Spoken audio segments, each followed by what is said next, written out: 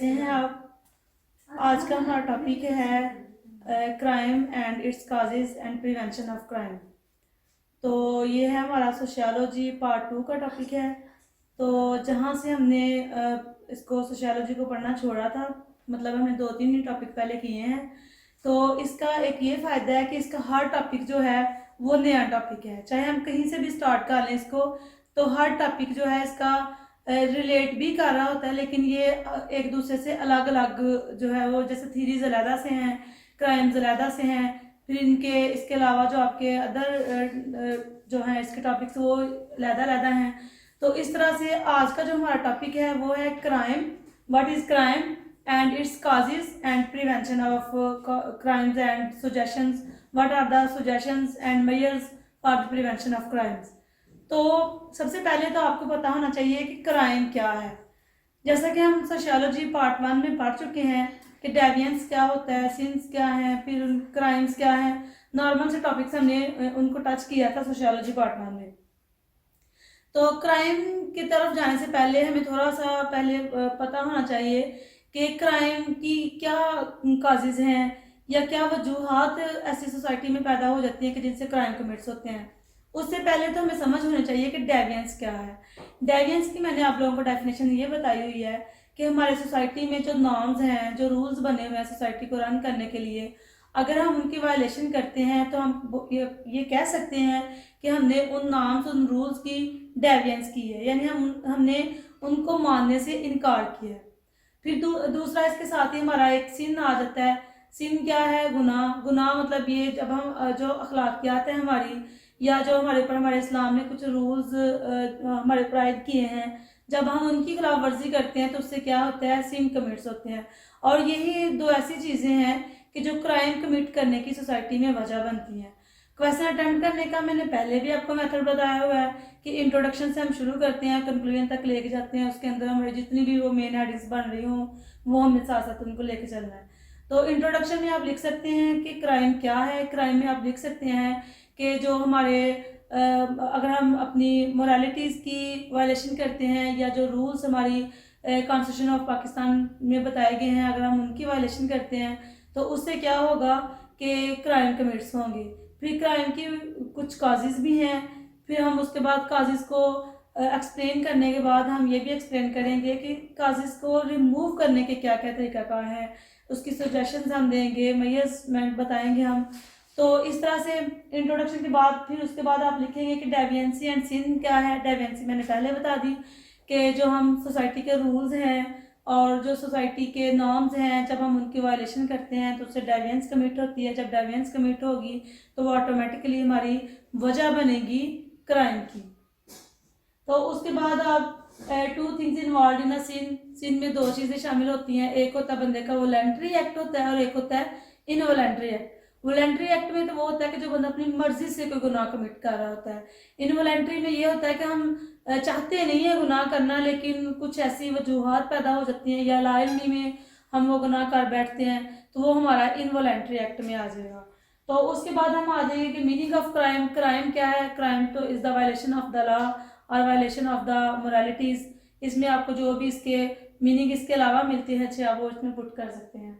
उसके बाद है डेफिनेशन ऑफ क्राइम। तो डेफिनेशन ऑफ क्राइम जो है आपकी बुक का जो चैप्टर नंबर है वो 8 है इसका, उसके ऊपर भी क्राइम की डेफिनेशन दी गई हैं। तो पाकिस्तान पिनल कोड के मुताबिक जो डेफिनेशन है क्राइम की वो है कि an offence which is made punishable in the law for the time being in force. कि क्राइम क्या है? ये ऐसे ऑफेंसेस हैं जो पनिशेबल हैं अकॉर्डिंग टू लॉ, और वो वाला लॉ जो for the time being in force भी है, वो वाला लॉ जो एट मतलब इस टाइम इनफोर्सेबल है हमारी सोसाइटी में। उस लॉ के तहत जो हम वायलेशन करते हैं, ऑफेंस कमिट करते हैं, तो उस एक्ट को हम क्या बोलेंगे? क्राइम। तो इसके बाद हम आ जाते हैं, अब हमारा नेक्स्ट टॉपिक आ गया इसका मेन काजेज ऑफ क्राइम, कि क्या क्या ऐसी काजेज हैं जो क्राइम कमिट करने में जिनका हाथ है। तो सबसे पहली है अनएम्प्लॉयमेंट। अनएम्प्लॉयमेंट क्या है? बेरोजगारी है हमारी सोसाइटी में आम है। तो अपनी इस अनएम्प्लॉयमेंट की वजह से हम क्राइम कमिट करते हैं। हम अपनी भूख ख़त्म करने के लिए, हमारे पास इतने पैसे नहीं होते कि हम अपनी फैमिलीज़ की अपने अपनी ज़रूरियात जो बेसिक नीड्स हैं उनको हम फुलफ़िल कर सकें। तो जब हम उनको फुलफ़िल नहीं कर सकते, आगे से हमें कोई जॉब्स भी नहीं मिल रही होती, पढ़े लिखे लोग जो हैं वो बेरोज़गार हैं इस सोसाइटी में, तो इस वजह से अनएम्प्लॉयमेंट जो है ये हमें क्राइम कमिट करने की तरफ लेके आती है। ये भी एक कॉज है कि हम अपनी हंगर को, अपनी पॉवर्टी को, अपनी बेसिक नीड्स को फुलफ़िल करने के लिए अपनी अनएम्प्लॉयमेंट जो है इससे मजबूर हो के तो हम लोग क्या करते हैं, क्राइम कमिट कर बैठते हैं। नेक्स्ट हमारे काज है करप्शन। करप्शन भी अब हमारी सोसाइटी में आम है कि जब हम देखते हैं कि हर जगह पे करप्शन चल रही है, मतलब लोग जो जॉब्स वगैरह हैं वो जो जिनके पास पैसे हैं ज़्यादा वो पैसे वगैरह दे के तो मेरिट पे जॉब्स नहीं मिलती, और उस वजह से रिश्वत लेते हैं लोग, और जो रिश्वत दे के इतने अहल भी नहीं होते उन जॉब्स के तो उनको जॉब्स मिल जाती हैं। तो फिर इससे मतलब हम लोग दिल बर्दाश्त होकर तो क्राइम कमिट कर बैठते हैं। तो इस वजह से करप्शन जो है ये भी हमारी एक मेन कॉज है क्राइम की।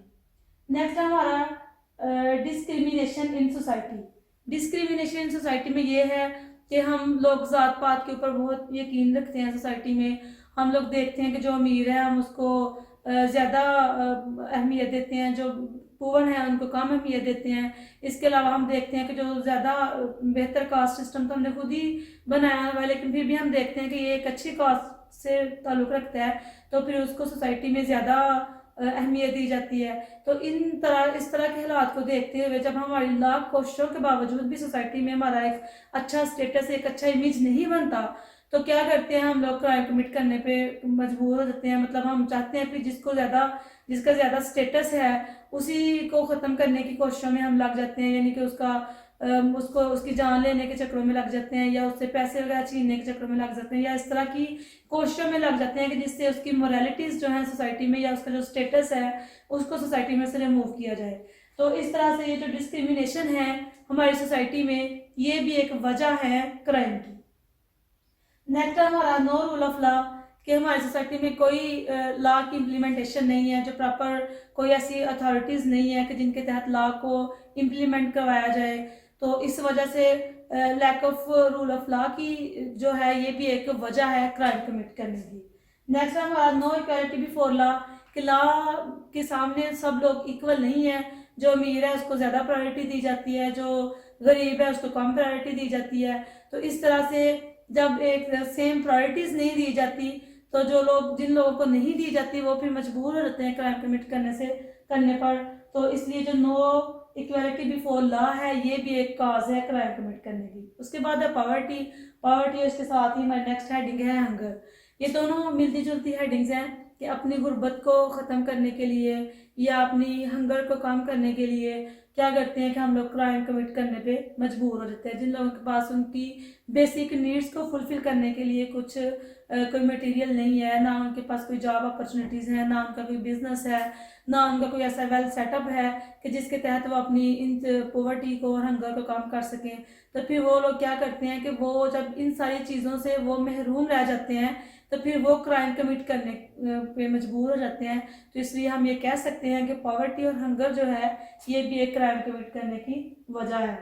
नेक्स्ट है हमारा लैक ऑफ प्रॉपर रिसोर्सेज, कि हमारे पास जो प्रॉपर रिसोर्सेज हैं उनकी कमी है, हम उनका बेहतर इस्तेमाल नहीं कर सकते। जैसे कि हम देखें कि जो पाकिस्तान है ये माला माल है नेचुरल रिसोर्सेज की वजह से, फिर उन रिसोर्सेज को इस्तेमाल करने के लिए हमारे पास कोई मटेरियल नहीं है, कोई प्रॉपर टेक्निक्स नहीं है, कोई लेबर नहीं है। तो इस वजह से फिर मतलब सोर्सेज हमारे पास ऐसे नहीं है कि जिनसे हम उनसे कुछ कारोबार कर सकें या उनका इस्तेमाल करके तो अपने जो लाइफस्टाइल है उसको बेहतर कर सकें। तो इस वजह से ये जो लैक ऑफ प्रॉपर रिसोर्सेज हैं ये भी एक काज है हमारी क्राइम की। नेक्स्ट हमारी हेडिंग है इम्प्रॉपर एजुकेशन सिस्टम। हम देखें तो हमारा जो एजुकेशन सिस्टम है वो भी प्रॉपर नहीं है, तो ये भी एक वजह बनती है क्राइम कमिट करने की, क्योंकि ना तो हमारे पास ऐसी फैसिलिटीज़ हैं कि हम बेहतर से बेहतर किस्म के इंस्टीट्यूशन प्रोवाइड कर सकें, टीचर्स प्रोवाइड कर सकें।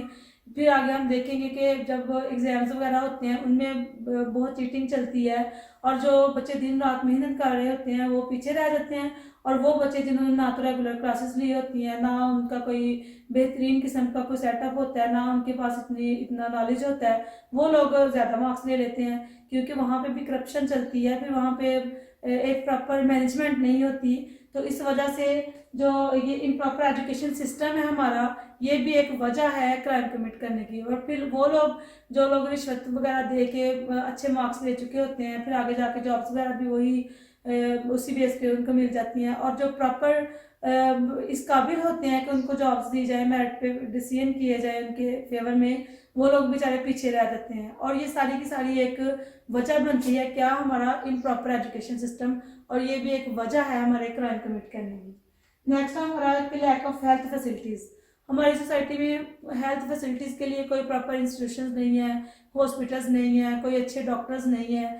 तो इस वजह से हमारी जो बढ़ती हुई बीमारियां रोज़ बरोज़, उस वजह से हमारे बेशुमार मसाइल पैदा होते हैं कि अपनी बीमारी के ऊपर पैसे लगा लगा के हमारे पास पैसों में की कमी आ जाती है। फिर जब हमें प्रॉपर कोई ऐसा सिस्टम नहीं मिलता कि जिससे हम अपना इलाज करवा सके, फिर ये सारी चीज़ें क्या है, वजह बनती हैं क्राइम कमिट करने की हमारी सोसाइटी में।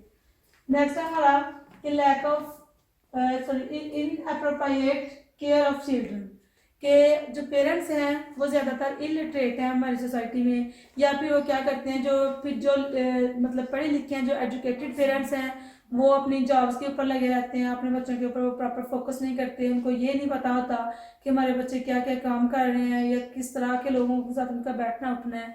तो इस तरह से सोसाइटी में वो अपने बच्चों के ऊपर जब प्रॉपर उनकी केयर नहीं करते, तो बहुत सारी जो बुराइयां हैं वो पैदा होती हैं उनके ज़रिए सोसाइटी में। तो इसलिए हम ये कह सकते हैं कि ये जो इनअप्रोप्रिएट केयर ऑफ चिल्ड्रन है पेरेंट्स की वजह से, ये भी एक वजह बनती है क्राइम कमिट करने की हमारी सोसाइटी में। नेक्स्ट है हमारा कि lack of proper guideline to teenagers, कि जो हमारे टीनेजर्स हैं उनको कोई किसी किस्म की प्रॉपर गाइडलाइन नहीं मुहैया होती। मतलब ये कि जब वो 9th-10th का एग्ज़ाम देने के बाद फ्री होते हैं, मैट्रिक करने के बाद उनको आगे कोई प्रॉपर गाइडलाइन नहीं होती कि उन्होंने किस फील्ड को चूज़ करना है। पेरेंट्स कुछ कह रहे होते हैं, बच्चे कुछ चाहते हैं कि हम इस फील्ड की तरफ जाएं, मतलब ये कि प्रॉपर कोई किसी किस्म की गाइडलाइन नहीं होती। फिर उनकी जब मर्जी के खिलाफ कोई पेशा किसी दीगर क्लास में उनको एडमिशन दिला दिया जाता है, तो फिर वो ना तो प्रॉपर स्टडी कर सकते हैं और ना ही वो दिल लगा के पढ़ते हैं। तो इस वजह से वो दिल बर्दाश्त ना होके ना तो उनकी स्टडी भी फिर वहीं की वहीं रह जाती है, और वो दीगर जो एक्टिविटीज़ हैं सोसाइटी में उनमें मुलव्वस हो जाते हैं। तो इस वजह से हमारी सोसाइटी में जो क्राइम्स हैं उनकी रेशो बढ़ती है, और ये भी एक वजह है हमारी सोसाइटी में क्राइम कमिट करने की। नेक्स्ट है हमारा कि role of media in commission of crime, के क्राइम कमिट करने में हमारी मीडिया का भी एक बहुत अहम किरदार है। कि होता कुछ है, मीडिया दिखाती कुछ है। और मतलब ये कि अगर कोई नॉर्मल से इंसिडेंट्स हुए हैं, कोई नॉर्मल से मतलब वाक़यात हैं, तो उनको बढ़ा चढ़ा के हमारी मीडिया दिखा रही होती है, जिसको देख के हमारा एक माइंड सेटअप बन जाता है। तो हम उन्हीं एक्टिविटीज़ के ऊपर चल पड़ते हैं, या मूवीज़ वगैरह हैं उनको देख के हमारे अंदर एक ऐसे जज्बात पैदा हो जाते हैं कि हम उनके जैसा बनने के लिए मुख्तलिफ़ किस्म की एक्टिविटीज़ करते हैं, तो वो हमारे लिए क्राइम की वजह बन जाते हैं। तो इसलिए हम कह सकते हैं कि जो मीडिया है ये भी एक बेहतरीन रोल प्ले कर रही है क्राइम को इंक्रीज करने में। उसके बाद है कि absence of proper police system, के पुलिस सिस्टम का मकसद तो ये है कि सोसाइटी में से जो क्राइम्स हैं उनको रिमूव किया जाए। फिर इसके अलावा हम देखते हैं कि पुलिस का एक बेहतरीन किरदार ये होता है कि जैसे किसी सोसाइटी में क्राइम कमिट हुआ है तो वहाँ पे पहुँच के उसकी प्रॉपर इन्वेस्टिगेशन करे, प्रॉपर उस केस की छानबीन करे, लेकिन ऐसा नहीं होता। हमारा जो पुलिस का सेटअप है हमारी सोसाइटी में वो ही बेहतरीन नहीं है। सबसे जो करप्ट पेशा है, सबसे जो कह लें कि एक बुराई की जड़ है, वो हमारी सोसाइटी में क्या है, पुलिस सिस्टम है। बहुत अच्छे लोग भी होते हैं लेकिन अच्छे कम और बुरे ज़्यादा हैं इस फील्ड में, पुलिस की फील्ड में। तो इस वजह से ये जो एब्सेंस ऑफ सिस्टम है पुलिस का, ये भी एक वजह है क्राइम कमिट करने की। ना तो कोई प्रॉपर पुलिस अपने वर्क के ऊपर फोकस कर रही होती है, ना ही उन्होंने कहीं पे टाइम पे पहुंचना है।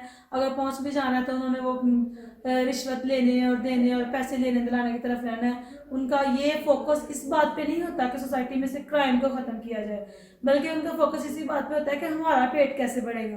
तो इसलिए जो पुलिस का सिस्टम है यही बर्बाद कर रहा है हमारी सोसाइटी को, और यही क्राइम की एक वजह है। तो हम ये कह सकते हैं कि absence of proper police system जो है ये एक कॉज है क्राइम की हमारी सोसाइटी में। नेक्स्ट है हमारा कि अब हमारी कॉजेज तो हो गई क्राइम कमिट करने में, क्या क्या काजेज हैं क्राइम कमिट करने की। तो उसके बाद हमारा object of prevention of crime क्या है। ऑब्जेक्ट क्या है कि अगर प्रिवेंशन ऑफ क्राइम हो जाए तो इससे ये होगा कि हमारी प्रॉपर इम्प्लीमेंटेशन होगी रूल्स की। फिर इसके अलावा जो हमारी मोरालिटीज़ हैं वो भी प्रॉपरली सोसाइटी में उनको भी इम्प्लीमेंट किया जाएगा। तो इसलिए इसका मकसद ये है कि लॉ की बेहतरीन इम्प्लीमेंटेशन हो, ये हमारा ऑब्जेक्ट है प्रिवेंशन ऑफ क्राइम। नेक्स्ट हमारी हेडिंग आ जाती है कि measures and suggestions for prevention of crime, कि क्राइम को कम करने के लिए या क्राइम को रिमूव करने के लिए हमारी क्या क्या सजेशंस हैं, क्या क्या हमारी मेजर्स हैं कि जिनको अगर हम अडॉप्ट कर लेते हैं तो उससे क्राइम की रेशो को कम किया जा सकता है। पहले हमारी सजेशन क्या है कि लॉ इम्प्लीमेंटिंग अथॉरिटीज़, कि जो अथॉरिटीज़ लॉ इम्प्लीमेंट करती हैं वो बेहतरीन हो, प्रॉपर एडमिनिस्ट्रेटिव सिस्टम हो, प्रॉपर हमारी लेजिस्लेशन हो। फिर आगे जो उसके ऊपर इनको कर रही होती है, नफिस कर रही होती है अथॉरिटीज़, वो भी प्रॉपरली इनको अगर इम्प्लीमेंट करती हैं तो इससे क्या होता है क्राइम कमिट होने की जो कॉजेज़ हैं उनको रिमूव किया जा सकता है सोसाइटी में।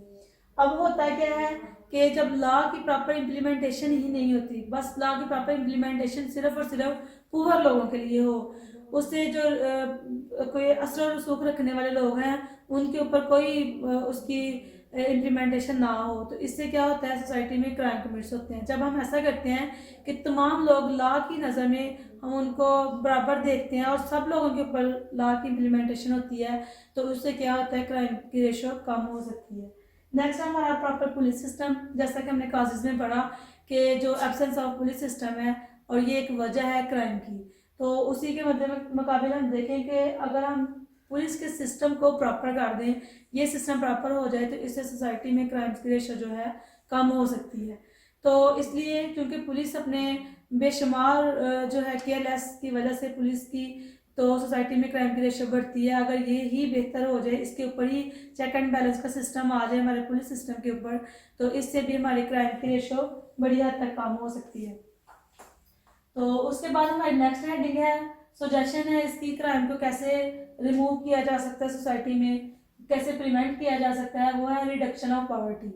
हमने क्लासेस में पढ़ा कि पॉवर्टी वजह है क्राइम कमिट करने की। अगर हमारी सोसाइटी में ऐसा हो जाए कि पॉवर्टी को रिमूव कर दिया जाए या ये बड़ी हद तक रिडक्ट हो जाए सोसाइटी में, तो इससे क्या हो सकता है क्राइम की रेशो कम हो सकती है, यानी कि लोगों को उनकी बेसिक नीड्स मिल जाए, अगर उनकी प्रॉपर उनको एम्प्लॉयमेंट्स मिल जाए, प्रॉपर उनकी कोई प्रॉपर बिजनेस उनका अच्छा स्टैंड हो जाए, तो इससे क्या होता है कि हमारी सोसाइटी में बड़ी हद तक क्राइम की रेशो कम हो सकती है। क्योंकि लोग अपने एक मकसद के ऊपर लग जाते हैं, वो अगर उन्हें जॉब मिल गई है तो प्रॉपर जॉब के ऊपर फोकस करेंगे, बिजनेस कर रहे हैं बिजनेस के ऊपर फोकस करेंगे, तो इससे वो क्राइम कमिट करने की तरफ उनका माइंड नहीं आएगा। तो इससे क्या हो सकता है हमारी क्राइम की रेशो कम हो सकती है अगर पॉवर्टी रिडक्ट हो जाए सोसाइटी में।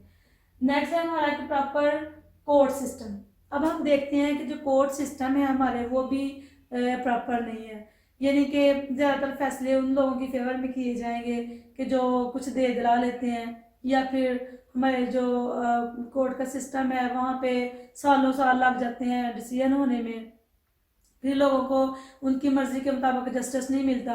जब जस्टिस डिले होता है तो लोग ऑटोमेटिकली क्या करते हैं क्राइम कमिट करने पे मजबूर हो जाते हैं। तो फिर अगर ऐसा किया जाए कि हमारा कोर्ट सिस्टम ही प्रॉपर कर दिया जाए, यानी कि जो जुडिशरी है वो इंडिपेंडेंट हो, तो इसके अलावा उनके ऊपर किसी किस्म का कोई असर सूख ना हो, फिर जो प्रॉपर है एम्प्लॉयमेंट्स हैं, जो प्रॉपर एम्प्लॉयर्स हैं वहाँ पे, वो अगर बेहतरीन तरीके से अपनी अपनी ड्यूटीज़ जो है उनको सर अंजाम दें, तो इससे जो सोसाइटी में क्राइम कमिट्स करने किए जा सकते हैं। नेक्स्ट है हमारा रिमूवल ऑफ इलिटरेसी, कि इलिटरेसी भी एक क्राइम कमिट करने की काज है। क्या होता है कि जब हम लॉज के मतलब नहीं जानते, या हमें अपनी अखलाकियत के मतलब कोई इल्म नहीं होता, या जो हमारे लिए हमारे स्टेट ने लॉज बनाए हैं उनके मतलब हम इल्म नहीं रखते, तो फिर हमें क्राइम कमिट करते हैं। तो अगर ऐसा हो कि इलिटरेसी को ही सोसाइटी में से रिमूव कर दिया जाए और लोगों को लॉ के मतलब प्रॉपर नॉलेज फ्राहम किया जाए, तो इससे क्या होता है, सोसाइटी में क्राइम की रेशियो को कम किया जा सकता है। नेक्स्ट है हमारा पेरेंट्स करैक्टर, कि अगर पेरेंट्स बेहतरीन किरदार अदा करें अपने बच्चों की परवरिश के लिए, तो इससे भी सोसाइटी में क्राइम की रेशियो को कम किया जा सकता है। आजकल हो ये रहा है कि पेरेंट्स बिल्कुल लाइलम होते हैं अपने बच्चों के कंडक्ट से, कि वो क्या कर रहे हैं या किस तरह की एक्टिविटीज़ में वो इंडल्ज है। तो इससे क्या होता है कि अगर उनके ऊपर प्रॉपर देखभाल ना करें पेरेंट्स, तो वो मुख्तलिफ किस्म की बुराइयों में इन्वॉल्व हो जाते हैं और सोसाइटी में क्राइम की रेशियो बढ़ती रहती है। अगर ऐसा हो कि पेरेंट्स का जो करैक्टर है वो अपना बेहतरीन किरदार निभाएं अपने बच्चों की देखभाल में और उनकी परवरिश में, तो इससे भी सोसाइटी में क्राइम की रेशियो को कम किया जा सकता है। नेक्स्ट है हमारा कि हेल्दी रिक्रिएशनल अपॉर्चुनिटीज़।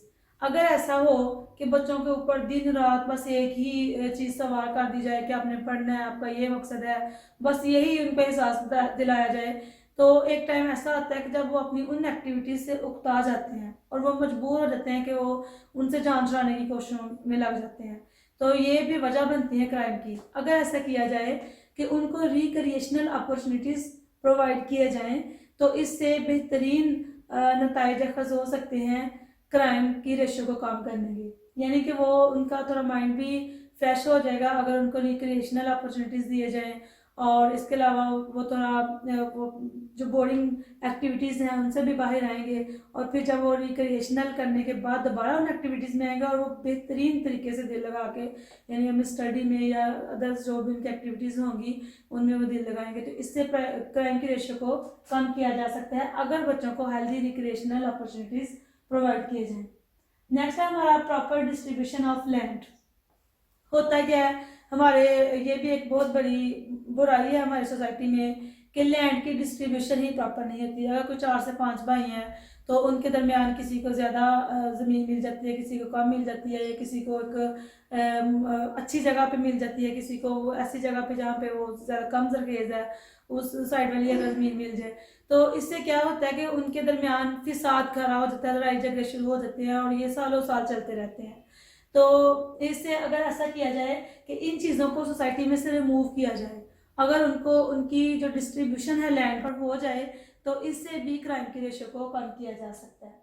उसके बाद है रूल ऑफ लॉ, कि रूल ऑफ लॉ को अगर इम्प्लीमेंट कर दिया जाए कि तमाम लोग बिफोर द लॉ इक्वल हैं, कोई किसी किस्म की प्रायोरिटी ना दी जाए किसी को, सब लोगों को एक ही नज़र से देखा जाए और प्रॉपर इम्प्लीमेंट कर दिए जाए जो रूल्स हैं, तो इससे भी सोसाइटी में क्राइम की रेशियो को कम किया जा सकता है। नेक्स्ट है हमारा इंडिपेंडेंस ऑफ जुडिशरी, कि अगर हमारी जुडिशरी इंडिपेंडेंट हो जाए तो इससे भी क्राइम की रेशियो को कम किया जा सकता है।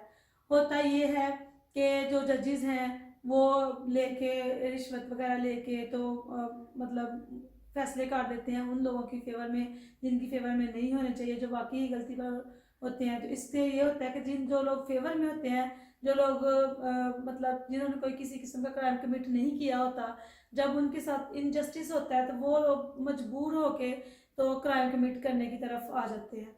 तो इससे क्या होता है कि हमारी सोसाइटी में क्राइम की रेशियो बढ़ती रहती है। हाँ, अगर ऐसा किया जाए कि हमारी जुडिशरी को इंडिपेंडेंट कर दिया जाए, इनके ऊपर किसी किस्म की कोई दबाव ना हो, तो वो अपनी मर्जी के फैसले दें, और इससे भी क्राइम की रेशियो को कम किया जा सकता है। नेक्स्ट हमारा टू प्रोवाइड एम्प्लॉयमेंट और मेरिट्स। हमारी सोसाइटी में होता है क्या है कि जो एम्प्लॉयमेंट है वो मेरिट्स पे नहीं दी जाती।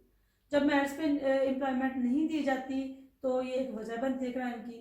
अगर ऐसा हो कि मेरिट के ऊपर एम्प्लॉयमेंट प्रोवाइड की जाए हमारी सोसाइटी में, तो इससे क्राइम की रेशियो को कम किया जा सकता है।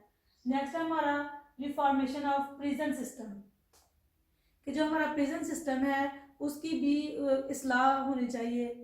प्रिजन का मकसद क्या है कि जिन्होंने कोई रॉन्ग कमिट्स किए हैं उनको सज़ा हो, उनको एक जगह पे कैद करके रखा जाए ताकि वो लोग आइंदा के लिए सबक सीख जाएं कि उन्होंने उस क्राइम कमिट्स नहीं करने।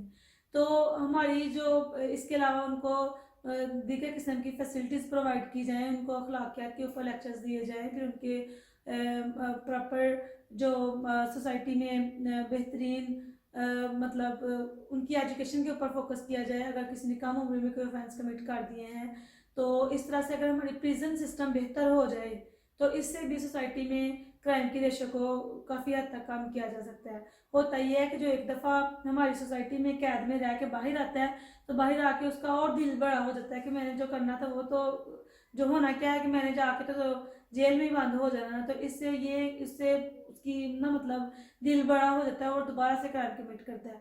अगर वहाँ पे कुछ इस किस्म के प्रोग्राम्स हों, एक्टिविटीज़ हों कि जिनके ज़रिए प्रॉपर लेक्चर्स दिए जाएं कि ये चीज़ें वाकई ही इन लोगों के लिए गलत हैं, तो इससे उसका ब्रेन वॉशिंग होगी और क्राइम की रेशो को कम किया जाएगा अगर ये जो हमारी प्रिजन सिस्टम है इसकी रिफॉर्म की जाए। तो नेक्स्ट है हमारा कि रिलीज ऑन प्रोबेशन।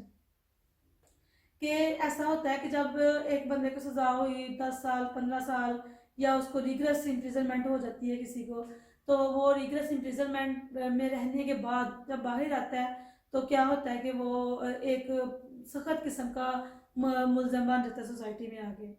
या फिर हम ये कह सकते हैं कि अगर मतलब किसी ने कोई ऐसा माइनर किस्म का ऑफेंस कमिट किया है तो उसको भी उतनी सज़ा दे दी जाए, और अगर किसी ने मेजर ऑफेंस किया है तो मेजर और माइनर ऑफेंस कमिट करने वालों को दोनों को एक जितनी सज़ा दे दी जाए।